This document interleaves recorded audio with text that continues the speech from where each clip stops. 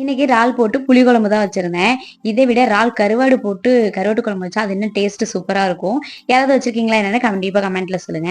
இறால் கருவாடை தென்னை வழக்கமா இருக்கு பின்புறம் கைப்பிடியால நல்லா குத்துனதுக்கு அப்புறம் கிளீன் பண்ணா உள்ள குட்டி குட்டியா கருவாடு இருக்கும். அத கருவாட்டு குழம்பு வச்சோம்னா டேஸ்ட் சூப்பரா இருக்கும். ஃபர்ஸ்ட் புளிய ஊற வச்சுட்டு அது கூட வந்து மஞ்சத்தூள், உப்பு, மிளகாத்தூள் இதெல்லாம் போட்டு கரைச்சி வச்சுக்கிட்டேன்.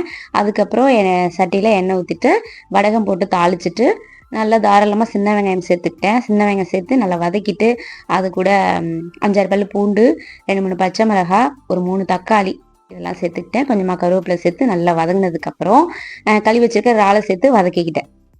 இறால் நல்லா தண்ணி விட்டு நல்லா வதங்கினதுக்கப்புறம் கரைச்சி வச்சிருக்க புளியை ஊற்றி உப்புலாம் பார்த்துட்டு நல்லா குழம்ப கொதிக்க வச்சுட்டேன். நீங்கள் யாரெல்லாம் ட்ரை பண்ணீங்கன்னு கண்டிப்பாக கமெண்ட்ல சொல்லுங்கள். இது டேஸ்ட்டு நல்லா இருக்கும். இதை விட இதில் முருங்கைக்காய் போட்டோன்னா அவ்வளோதான், குழம்பு செம தூளாக இருக்கும். நல்லா குழம்பு கொதிக்கிற கேப்பில் வந்து நான் வந்து கருவேப்பிலை ஜூஸ் போட்டிருந்தேன். அதையுமே போட்டு இடையில குடிச்சிட்டு குழம்புக்கு கொஞ்சமாக தேங்காய் எடுத்துக்கிட்டேன். தேங்காவை அரைச்சிட்டு அப்படியே விழுதோடலாம் சேர்க்கல, அப்படியே கையாலேயே புழிஞ்சு விட்டுட்டேன். ஏன்னா ரொம்ப விழுதாக போட்டோம்னா குழம்பு ரொம்ப தடத்தடன்னு ஆகிடும். அதனால 1-2மா கையாலேயே புழிஞ்சு விட்டுட்டேன். அப்புறம் முட்டையை வேக வச்சுட்டு அதையும் கீனி குழம்போட கொதிக்க வச்சு இறக்கிட்டேன். இந்த மாதிரி குழம்பெல்லாம் இந்த மண் சட்டியில் வச்சுட்டு அது என்ன சுண்ட சுண்ட வச்சு சாப்பிடும்போது டேஸ்ட்டு நல்லாயிருக்கும். நீங்கள் யாராவது இறால் புளி குழம்பு ட்ரை பண்ணலாம், கண்டிப்பாக ட்ரை பண்ணி பாருங்கள். வீடியோ பிடிச்சிருந்தா லைக் அண்ட் சப்ஸ்கிரைப் பண்ணிக்கோங்க.